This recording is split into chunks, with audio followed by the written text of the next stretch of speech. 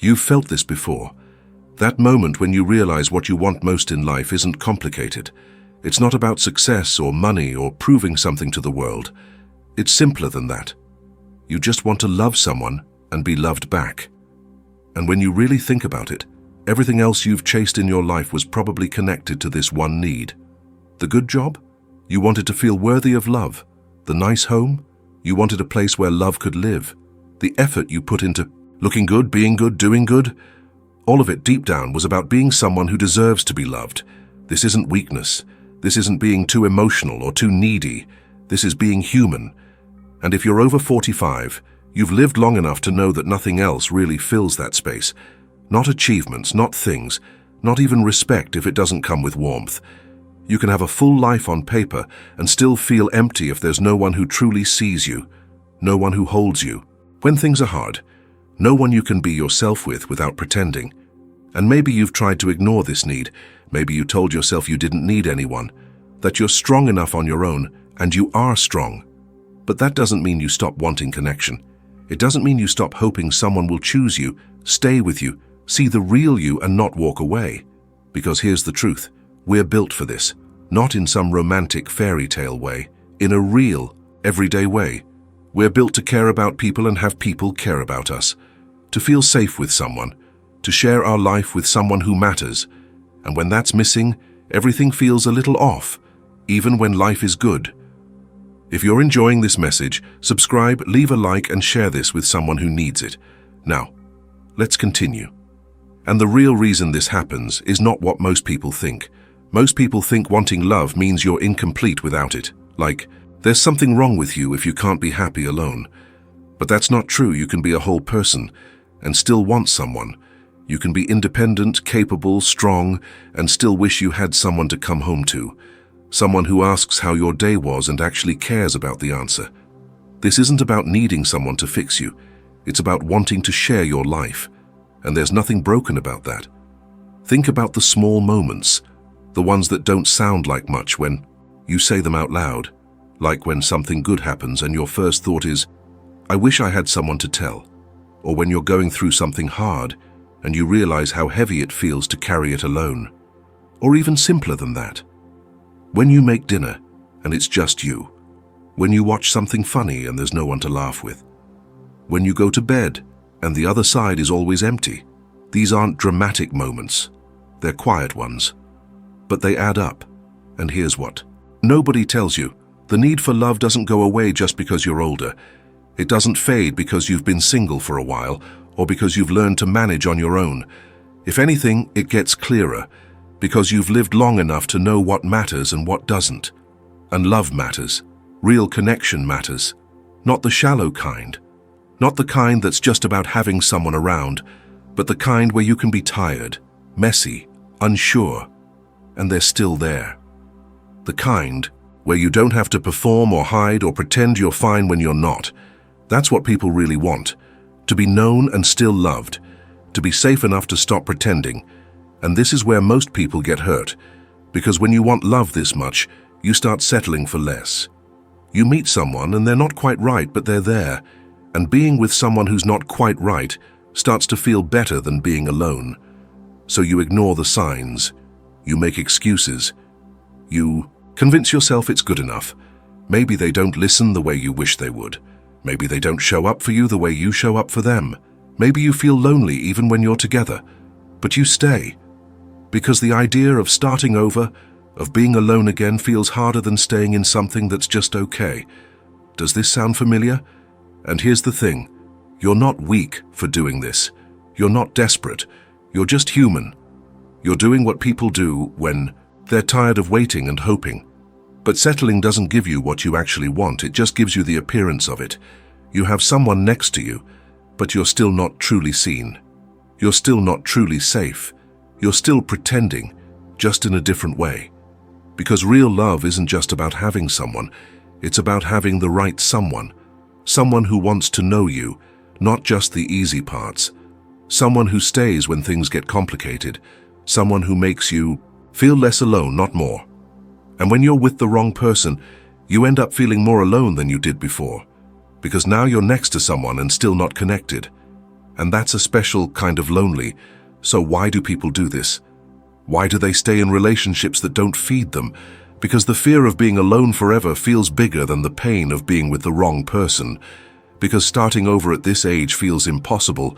Because they think maybe this is as good as it gets. But it's not. But there's something deeper. The deeper thing is this. Somewhere along the way you started believing you're too much or not enough. Too old, too damaged, too stuck in your ways. Not interesting enough, not attractive enough, not worth the effort. And when you believe that about yourself, you stop expecting real love. You stop believing it's possible for you, so you take what's available. You take the person who shows a little interest, even if they don't really see you. You take the relationship that's mostly okay, even if it leaves you feeling empty. And you tell yourself, this is what love looks like at your age. Comfortable, quiet, a little distant, better than nothing. But that's not love. That's just company. Real love doesn't make you feel like you're too much. It doesn't make you feel like you should be quieter, smaller, easier. It doesn't make you wonder if you're enough. Real love sees you and says, yes, you, exactly as you are. Have you felt this? Have you ever been with someone and felt like you had to shrink yourself to keep them comfortable? Like if you showed too much need, too much feeling, too much of your real self, they'd leave. That's not love. That's fear. And it's exhausting because when you're always managing how much of yourself you show, you're not really in a relationship, you're performing. And you can't rest. You can't stop watching yourself, editing yourself, protecting yourself. And that's not what you want. What you want is to come home to someone and let your shoulders drop, to stop holding everything together and just be. To know that they won't leave if you're having a bad day or if you need something or if you're not perfect. You want to feel safe, and safety isn't about being with someone who never upsets you. It's about being with someone who doesn't make you feel like you're walking on eggshells. And this is where most people give up. They give up because they've tried. They've put themselves out there, they've been hurt, they've been disappointed, and at some point, they just get tired. So they stop looking. They stop hoping. They tell themselves they're fine alone. And in some ways, they are fine. They've built a life. They've learned to take care of themselves. They've found ways to fill the time, but late at night, when the house is quiet, they still feel it. That ache, that wish for someone to turn to, someone who knows them, someone who cares. And they push it down because admitting it feels too vulnerable, too risky, too much like hoping for something that might never come. But here's what I want you to know. Wanting love at any age is not pathetic. It's not desperate. It's not proof that you're incomplete. It's proof that you're alive. And the fact that you still want it, even after everything you've been through, even after all the times it didn't work out, that's not weakness. That's strength.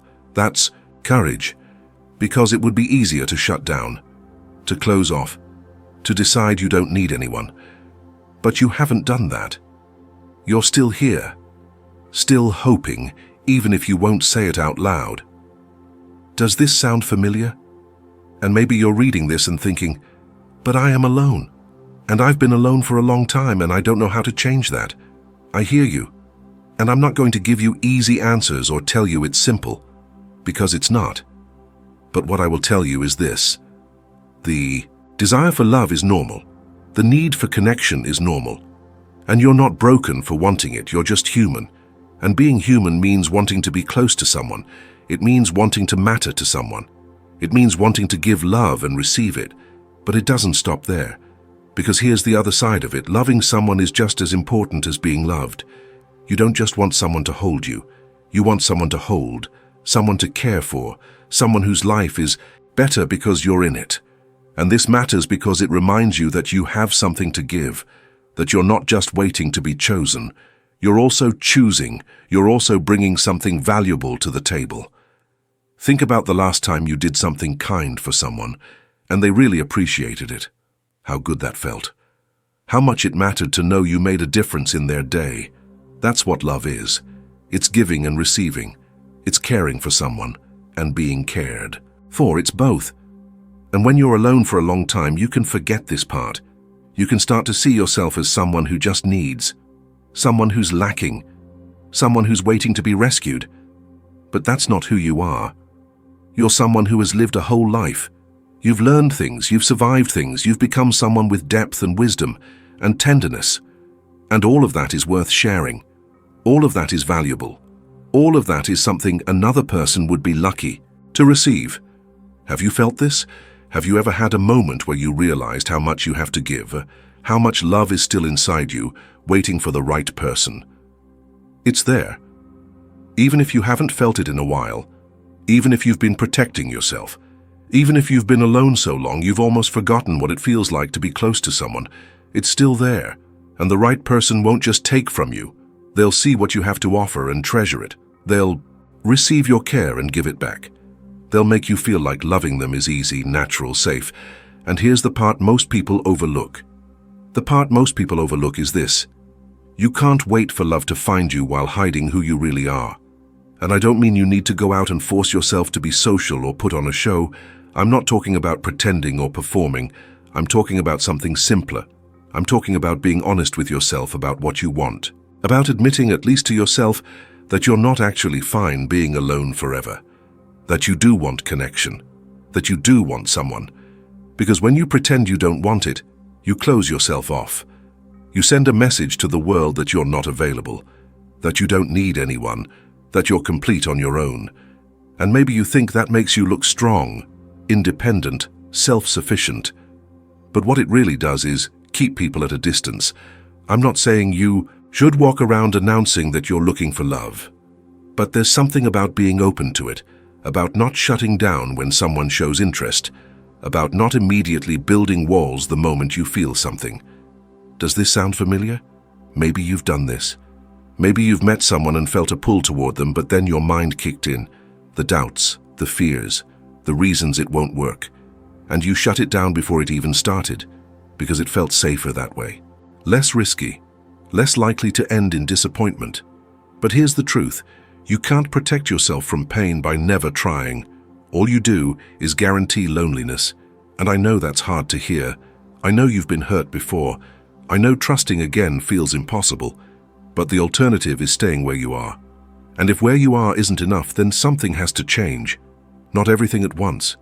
Not some big dramatic shift. Just a willingness to stay open. To not close the door before someone even has a chance to knock. And this is where it gets clearer once you see the next part. The next part is understanding that love at this stage of life looks different than it did when you were young. When you were younger, love was exciting. It was butterflies and intensity and not being able to stop thinking about someone, and that was beautiful. But it wasn't sustainable. Real love, the kind that lasts, is quieter. It's steadier.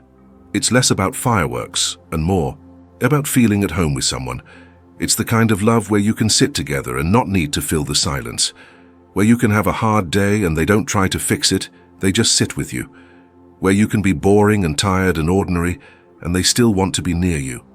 That's what love looks like when you've lived enough life to know what matters. And if you're waiting for the rush, the excitement, the feeling like you did when you were 20, you might miss it. Because it doesn't feel like that anymore. It feels like peace, like safety, like finally being able to stop performing and just exist. Have you felt this? Have you ever been around someone and just felt calm? Like you didn't have to be anything other than what you are? Like you could breathe a little easier? That's what you're looking for, not fireworks, not drama. Not someone who makes you feel crazy or unsure or like you're always chasing them. You're looking for someone who makes you feel settled. Someone who feels like home. And when you meet someone like that, you'll know, not because it's loud or overwhelming, but because it's easy. Because being with them doesn't drain you. Because you can be yourself and they don't flinch. That's love. And it's available to you. No matter how old you are. No matter how long you've been alone. No matter how many times it didn't work out before. But here's the part most people don't want to hear. The part most people don't want to hear is this. You might have to be the one who takes the first step. Not in some grand, dramatic way, but in small ways, in everyday ways. Maybe it's saying yes when someone invites you somewhere, even if you'd rather stay home. Maybe it's smiling at someone instead of looking away. Maybe it's being a little warmer, a little more open, instead of keeping your guard up all the time. I know that feels risky. I know you've been hurt, and the idea of opening up again feels too hard. But staying closed doesn't protect you from pain. It just keeps you isolated. And here's what I've seen. The people who find love later in life aren't the ones who waited for it to fall in their lap. They're the ones who stayed open, who kept showing up, who didn't let past hurt turn them cold. They stayed soft, and that's the hardest thing to do. Because staying soft when life has been hard requires strength. It requires you to believe that you're still worth loving, even if past people didn't see it. It requires you to believe that there are still good people out there even if you haven't met them yet. Does this sound familiar? Maybe you've gone back and forth. Some days you feel hopeful, some days you feel done, some days you think maybe it's still possible. Some days you think you're kidding yourself. That's normal. That's what it feels like to want something deeply and not know if it will happen. But here's what I want you to hold on to: your desire. For love is not foolish. It's not proof that you're weak or desperate or broken. It's proof that you're still connected to what makes life meaningful. And that's a gift. So don't close yourself off. Don't give up. Don't decide it's too late. Because it's not. And it gets clearer once you see the next part. The next part, the final part, is this: loving and being loved is what makes life feel complete. Not perfect, not problem-free, but complete. Because you can have everything else. You can have stability, health, comfort, a good routine, and all of that matters. But without someone to share it with, it still feels like something's missing. And that's okay to admit. You're not ungrateful for wanting more. You're not selfish for wishing you had someone. You're just honest. And honesty is where healing starts. So if you're reading this and you've been alone for a while, I want you to know, you're not alone in wanting this. Millions of people your age feel exactly the same way. They just don't talk about it because they're afraid of seeming needy or pathetic. But there's nothing pathetic about wanting connection, about wanting someone who sees you, about wanting to give your love to someone who will treasure it. That's human, that's normal, that's beautiful. And even if it hasn't happened yet, even if you've been waiting longer than you ever thought you would, it doesn't mean it won't happen. It doesn't mean you're not worthy. It doesn't mean you missed your chance. It just means it hasn't happened yet, so keep your heart open. Not wide open if that feels too scary, but open enough.